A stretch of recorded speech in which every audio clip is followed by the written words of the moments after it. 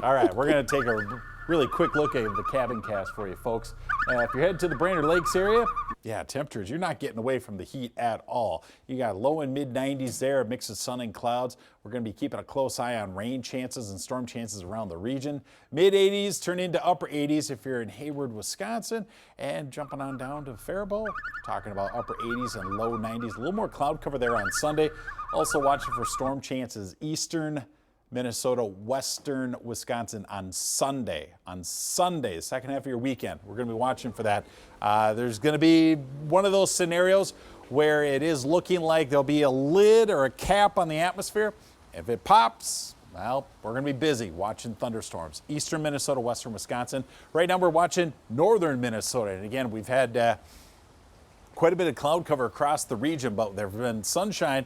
And we do have a pretty primed environment up around Beltrami County, getting into Itasca County, right across Red Lake, upper Red Lake right now. This cell has been weakening. They've taken away the tornado warning. It's a severe thunderstorm warning.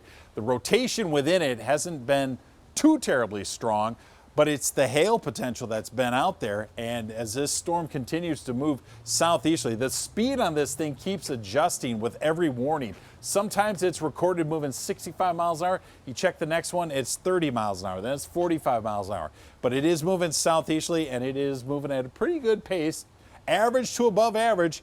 But here's a look at that hail potential out there. And again, this one has had a history of seeing at least radar indications upwards of tennis ball size hail, 2.5, upwards of 3-inch hailstones. So again, we're going to be talking about property damage with this storm coming through, even without the strong winds or even a tornado threat out there. Very large hail moving across right now. It looks like it's Kelleher.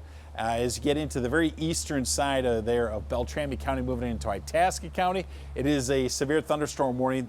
Continues in that southeast direction, but there's the core of the storm, and again, southeasterly, upwards of about 40 miles an hour. Like I said, with every warning issued, the speed has been changing, but what has not been changing has been that large hail potential. There is a tornado watch up there until 11 o'clock, and again, you're going to be talking about Beltrami and Cass County in terms of our viewing area, so just a little north and northwest of the Brainerd Lakes area. There's been some strong thunderstorms popping up in parts of eastern North Dakota and far northwestern Minnesota, so it's not just this one storm coming through.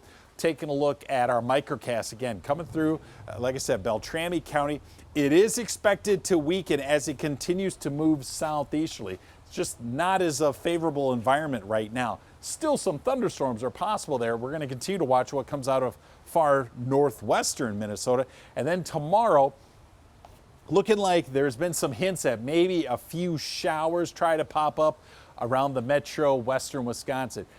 Really, for Saturday, beyond that, we'll be focused on southwest Minnesota. It's once we get into Sunday, where it's a rather large area that they have highlighted, but most forecast models indicate as you go from the I-35 corridor and east, that may be the favorite area for some strong thunderstorms there on Sunday. Again, the second half of your weekend, we're going to be really focused there. It's going to be hot, humid, primed atmosphere, and it will be one of those things where we get just something to pop that cap, and then we're in business. You see, so we have some pretty impressive numbers on the map yet again. Some mid-90s to the southwest, mid-80s to the northeast, and what it feels like will be triple digits for tomorrow. Expect the same for your Sunday, and by Monday, the temperatures start to drop a little bit. The humidity really drops off. That's the big saving grace there.